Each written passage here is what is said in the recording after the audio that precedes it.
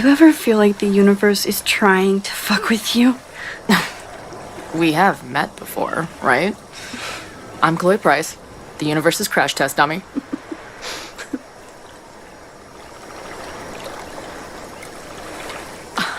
Max Caulfield. Did you try to kiss me? What? How did you know? Again, I do know you a little bit. So what happened? I fell into the lake. Wait, how many times did you try? Twice. Both were a disaster. It seemed like the perfect moment. But I guess not. Well, we'll just have to find the next perfect moment, won't we?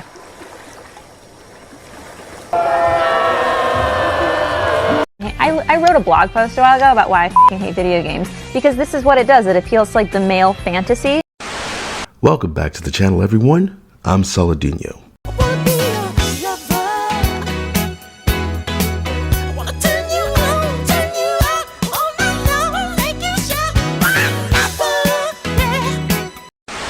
A game doesn't need to be by and for fans.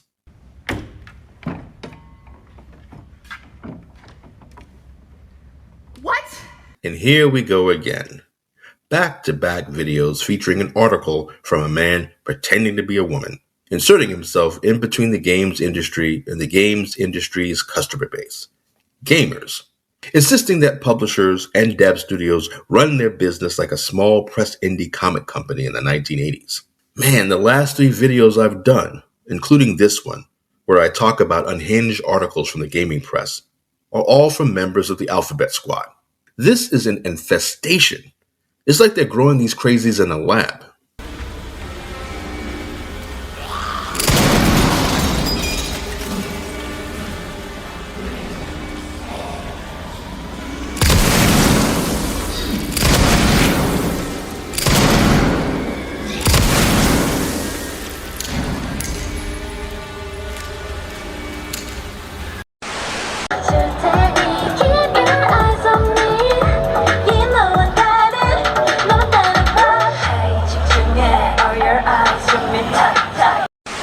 And now they're just squatting into space, flinging their shit at people, at gamers.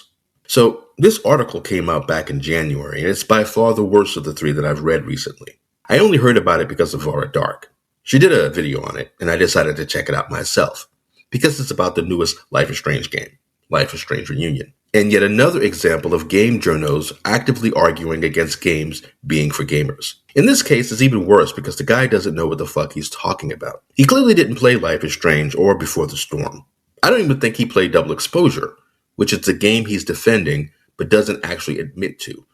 Because I think there's more going on with this guy when it comes to Double Exposure in particular, but okay.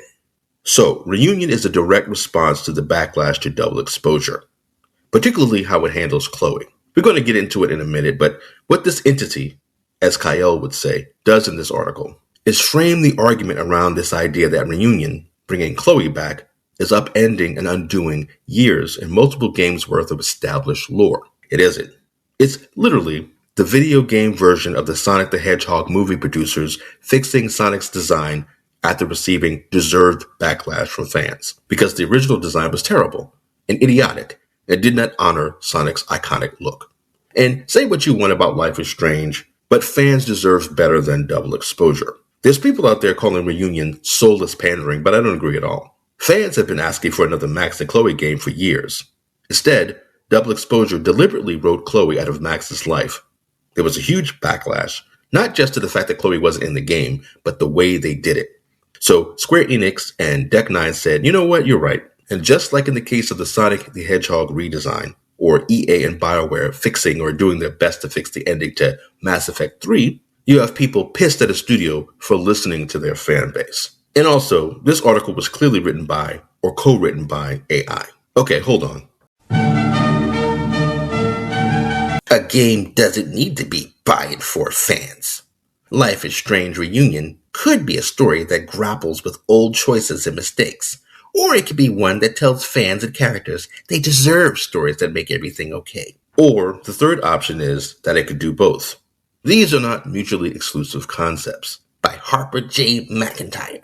With the announcement of Life is Strange Reunion, fans of the series will see cultured bisexual wonderkin Max Caulfield reconnect with sardonic sex mess Chloe Price. Huh? Wait, what does sex mess mean?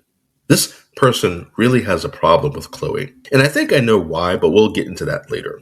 It's a reunion long coming, bringing two, quote, iconic, unquote, characters face to face again, marketed as by and for fans of the original, and promising to give Max and Chloe the ending they deserve. Reunion is sure to please many players, but there's an important question contained in all the promotion. What do fans deserve? And what, if anything, do characters deserve as well?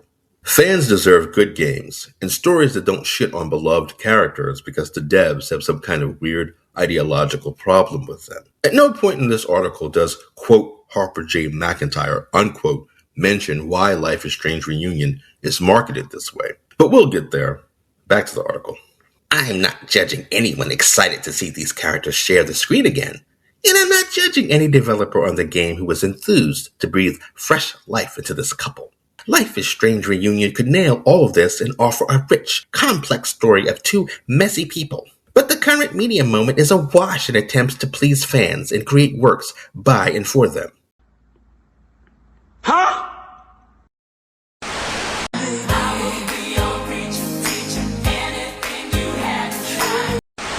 No, it isn't. What the fuck is this guy talking about? The Western games industry, and Life is Strange Double Exposure is a huge example of this, is driven by the idea that games are not for gamers, but for people who hate gamers. All right, okay, so back to this article. When I do the stupid straw man voice, that's when I'm going back to the article. Because sometimes I'm not going to actually use images from the article when I talk about this or read the article. So anyway, but back to the article. Turning games back on themselves and twisted rearrangements of stories and experiences we already played back at the 2010s. McIntyre is conflating studios cynically releasing remasters and remakes with this idea of a studio actually giving the fans something they genuinely asked for. Life is Strange Reunion is simply the latest to join this trend. What trend? What games are being made that are actually acknowledging the fact that they fucked up and are attempting to do right by the fans? The original episodic series released in 2015, doggedly carving a niche for itself in spite of, or maybe because of, remarkably awkward dialogue and storytelling. This is not only reductive of Life is Strange, it's a mischaracterization. The game definitely has some awkward and cringe dialogue at times. I think because it was made by French people, but it's not every line of dialogue, just mainly standout moments throughout.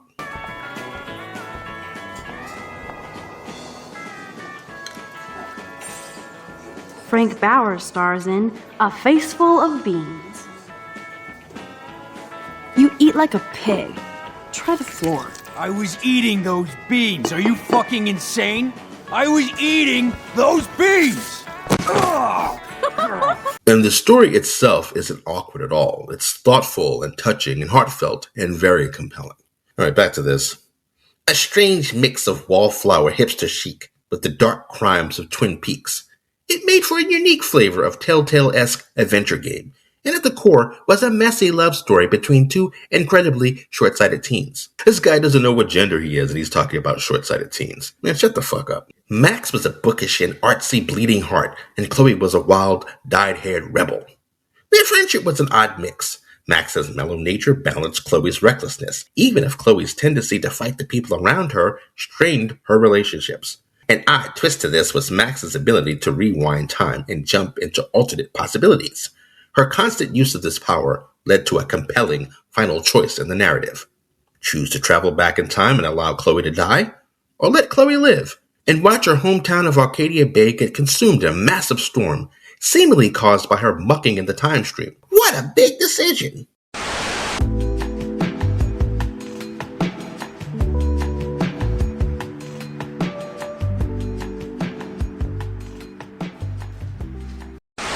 Fans loved it.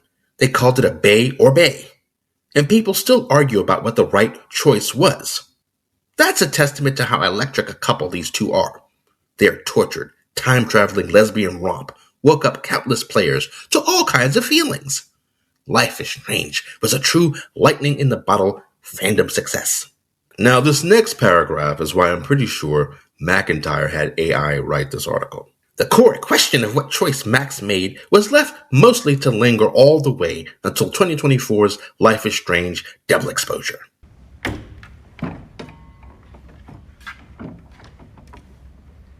What? The core question of what choice Max made was left mostly to linger all the way until 2024's Life is Strange Double Exposure. This game saw Max return, allowing fans to select what choice she made. But shockingly, neither path led to a terribly happy life. This was particularly true if players chose that Chloe was alive. Yes, she and Max had a stretch of life together. Yes, they got to love and care for each other. But then they broke up. Because if you're going to be true to Chloe's character, that inevitably means that she'd push away even the person she loved most in the world. Sure. Sure, Jan. Yeah, no, McIntyre didn't play the first Life is Strange. He may have played Double Exposure, but he didn't play Life is Strange because, number one, You don't select what choice Max made at the beginning of Double Exposure. You confirm it. you make the choice in Life is Strange, unless you never played Life is Strange. Although, why you would play Double Exposure without being aware of what happens in Life is Strange is beyond me. So even if you didn't play Life is Strange, you would still just be confirming the choice you would have made if you did play it. AI wrote this article because AI does this shit all the time. And we stand there looking at him. He's looking right in our eyes as he grinds this mud. See, I never just did things just to do them. Come on, I mean, what am I gonna do? Just all of a sudden just jump up and grind my feet on somebody's couch like it's something to do. Come on, I got a little more sense than that. Yeah, I remember grinding my feet on Eddie's couch. See, I never just did things just to do them. Come on, I mean, what am I gonna do? Just all of a sudden just jump up and grind my feet on somebody's couch like it's something to do. Come on, I got a little more sense than that. Yeah, I remember grinding my feet on Eddie's couch. The nonsense contradictions between first talking about how the first game was so exciting because of the choice between Chloe Bay or Arcadia Bay, and then in the very next paragraph go, the core question of what choice Max made was left mostly to linger all the way until 2024's Life is Strange Double Exposure, is insane. Insanity.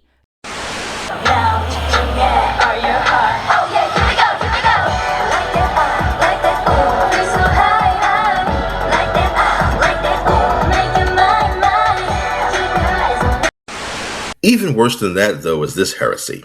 But then they broke up.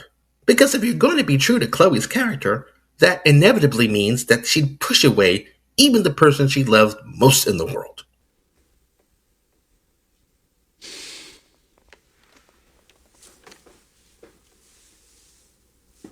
It was incomprehensible. This is not Chloe. I don't know who this clown thinks he's talking about, but he's not talking about Chloe. Chloe is the epitome of the opposite of pushing people away. She is clingy, has abandonment issues. And even if you were to say, well, that's how she pushes people away, which is not what McIntyre is saying because he clearly is going off of the bullshit storyline of Double Exposure. But even if you were to say that, this has never happened in the games. This isn't in the text, as it were. If anything, people in the games put up with Chloe's bullshit to a massive degree. I love Chloe, but I could strangle her sometimes in the first game. But it's definitely not true to her character that she would eventually push the one she loves away. In fact, that's literally at the core of why Reunion was developed, and why the marketing is all about it being for the fans, by the fans, and giving Max and Chloe the ending they deserve. Because Double Exposure literally assassinated Chloe's character, and they did it off screen. In many ways, this is a bold choice. Not only for the decision to not allow for a clean path for fans to follow, but because it keeps true to the fiction, even though that highlighted how flawed these two people were. It had the confidence to accept that even the most passionate of people are not guaranteed a perfect ending. People are complex, messy, and make mistakes even after the story is over. Life goes on, and there are no promises that can't unravel. The problem with this framing is that this guy is ignoring the main issue. Double Exposure was written by people who hated Chloe, wanted Max to themselves, and whose main priority was to make the games more diverse. There was a guy at Deck 9 telling these assholes to stop making the games so political, that they were going too far with the ideological shit, and I think he even called Black Lives Matter a hate group. And these assholes didn't listen. They hired people who hated Chloe to write a game for fans demanding to see Max and Chloe's return. This is why these assholes were all fired 1 month after Double Exposure came out. Alright, back to the article here. A plot point of Double Exposure is Max's ability to leap between two timelines. Near the climax of Double Exposure, these timelines are merged, and this paves the path for reunion, allowing all players to bring Max and Chloe together in a story that the marketing claims gives them the ending they deserve. What do characters deserve? To say that they deserve anything creates a strange value judgment which positions characters as the force of a story. Characters are the force of a story, just ask Shakespeare. Any writer can tell you that they will start a story one way, but then once the characters start developing a voice, they take it over. This guy's an idiot, and he doesn't know what he's talking about. This is the problem with having activists LARPing as game journos. They don't know or care about art. They care about their agenda. Strange value judgment is an activist term. It's essentially the equity cards from that stupid woke gathering in Canada that went viral recently. Yesterday, this card was used in an inappropriate manner. And while I understand in Ontario we note this as equity, even if this was also used inappropriately in terms of gender. I want everyone to be mindful that these cards for individuals like myself who identify as a Black woman have no value outside of this space.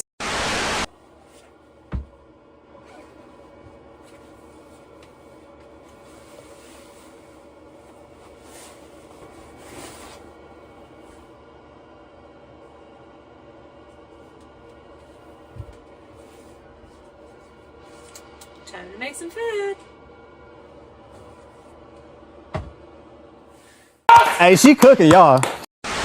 What do characters deserve? To say that they deserve anything creates a strange value judgment which positions characters as the force of a story. On face value, that makes sense. Of course, a story revolves around characters. But to say they deserve certain things starts to limit the stories you can tell. In real life, people deserve plenty of things. They deserve health and a roof over their head. They deserve dignity. In a story, that's messier. We tell all kinds of stories, sometimes not always bearing the perfect ending, because they help us understand the world. This would be fine if anyone was saying this in a vacuum about all fictional characters and they said something like, all the women characters deserve to be stronger than the men. All the trans characters deserve to be seen and treated as women. The irony of this woke retard saying, but to say they deserve certain things starts to limit the stories you can tell. When he's part of a group that lose their shit if a gay character is killed in a comic book. And when a straight character is killed in a comic book, but because she's a mutant and can turn into a werewolf, suddenly it's transphobia. I've said this over and over, did videos on just this idea, that the problem with woke is that it limits what you can do because all of their woke self-inserts or their DEI checklist characters are not actually people. They're just representation. A gay character in a story isn't just a gay character in a story. He or she is an ambassador who represents gay people in real life. So if anything bad happens to the gay character, this is an attack on gay people.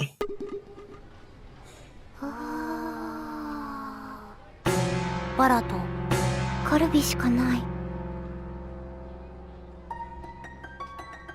そっか、バーベキューって普通は夏だから今はマイノリティ殺し。泣いてるの、リンちゃん。 They deserve health and a roof over their head. They deserve dignity. These assholes can't help but put their real agenda in this shit. This is just the usual activist Twitter bullshit. When he says they deserve dignity, he's talking about not being misgendered. In a story?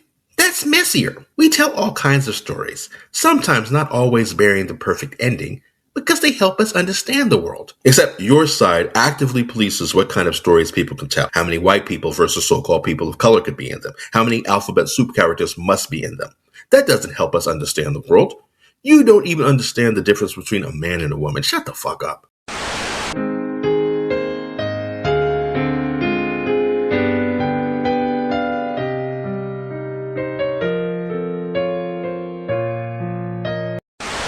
To give Max and Chloe the ending they deserve means playing a multiversal long con across several games, all of which is targeted at upturning one of the most talked about endings of the last decade of games. No, it doesn't. What the fuck is this guy talking about? What several games is he referring to? What does he think happened at the end of Life is Strange? Upturning what? AI absolutely wrote this article. Because he just said earlier, you either choose to save Chloe or save Arcadia Bay. If you choose to save Chloe, they are a couple in love. And if you saved Arcadia Bay, then there's no Chloe. In Double Exposure, the writers broke Max and Chloe up, off screen, before the story of the game even starts. To give them the story they deserve means potentially bending over backwards in many directions to please fans and risk the developers not telling the story they actually wanted to tell. Remember, the story the developers wanted to tell in Double Exposure got them all fired a month after the game came out. To suggest these characters deserve more is to imply their story was not complete by itself. It implies prior work, perhaps even the work of people not at the studio anymore, was flawed and faulty. To say that this game is the one for fans paints the other games as somehow not being for fans because they didn't give what folks deserved. Yeah, moron. That's exactly what we're saying. And this isn't about the other games. It's about Double Exposure. This is what's so crazy about this article.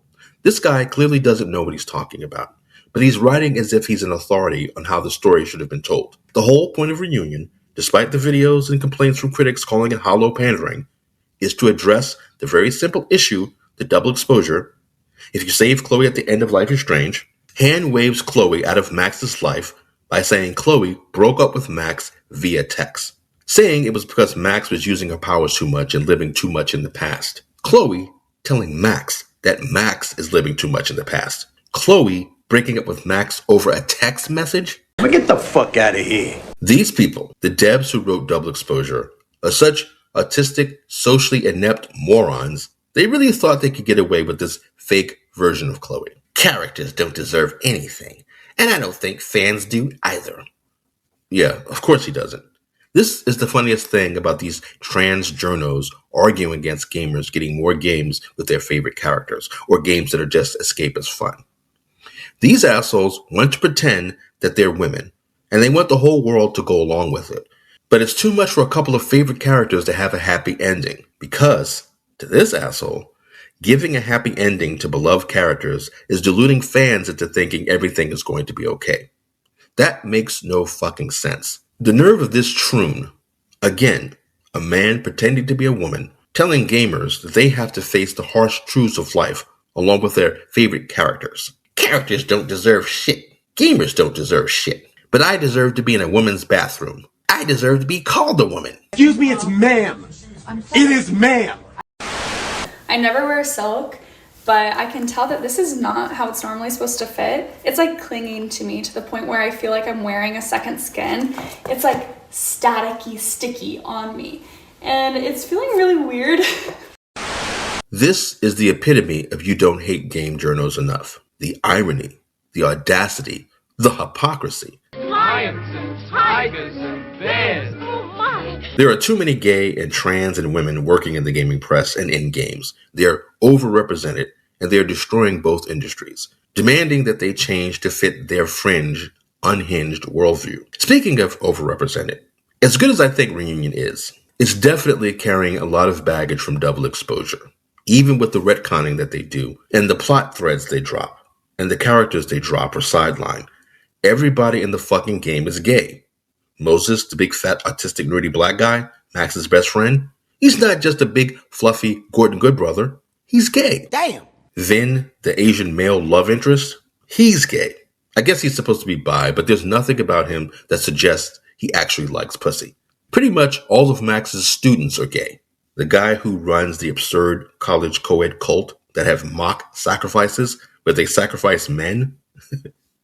Usually, a cult's whole thing is sacrificing women, female virgins. But this cult, originally founded by feminists, do these ritual ceremonies where they LARP like they're committing a sacrifice, and it's dudes. It's so stupid. But anyway, the leader of that cult, he's gay. And I'm pretty sure the hot blonde reporter chick, Loretta, I think her name is asexual. The double exposure writers went overboard with their DEI bullshit. I think the main reason why they broke Chloe up, why they hated her so much, is because she's white. They didn't want to write about a white couple, not even a white lesbian couple. You are racist. I'm not going to read the rest of this article. It's way too long and it's just more of the same dumb shit. But I have to say, when I got to the end of the article, I legitimately got a jump scare.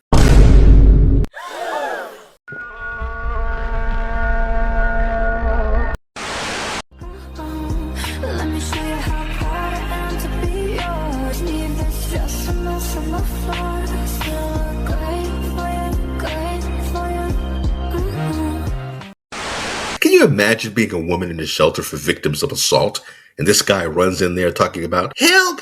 A man subjected me to a fate worse than death." Please. So I looked into this Harper J. McIntyre entity, and it turns out he's actually a game developer too. Now that I mention it, I don't know why I thought that this was going to be this big smoking gun that ties McIntyre with the double exposure writers. My whole thing was, I said earlier that McIntyre never mentions the backlash to double exposure, and he's clearly defending the game. But he never comes out and says, just because fans didn't like double exposure doesn't mean the studio should change it. Because he's doing this thing throughout the article as if bringing Chloe back in Reunion is somehow overturning decades and games worth of lore, when it's not. It's just fixing double exposure because the choice to break Max and Chloe up were made by writers who hated Chloe and wanted to make Life is Strange insanely woke. Say what you want to about the first game, but it's definitely not woke. All you have to do is look at David, Chloe's stepdad, or the relationship between Frank and Rachel, and there's no way. Even Reunion wouldn't dare hint at storylines like that. In fact, David and Frank would be the ones who start the fire in Reunion.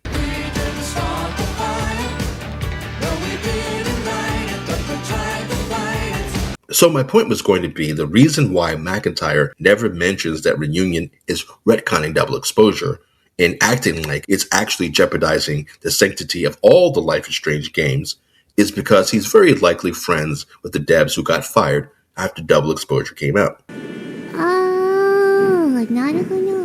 And it tracks because he's a developer too. That's what my point was going to be. But it doesn't matter if he's a developer. He doesn't have to be a developer to be friends with the double exposure devs. We already know these people are friends. He's already a games journo, an activist, and a member of the LGBTQ plus IA whatever mafia. That's more than enough to point to the high likelihood that they are friends, and that when Reunion was announced, they were all in some online friend group, though, as the artist formerly known as your boy Zach would say, SJWs don't have friends, they have allies. It's me, Spider-Man. But I can see them in this online group. Boo-hoo, whining and crying. Like Black conservative perspective would say. They making a new Life is Strange game. They retconning double exposure and bringing Chloe back. They being transphobic because they not bringing our stunning trans representation back. Ooh. Fucking Joker.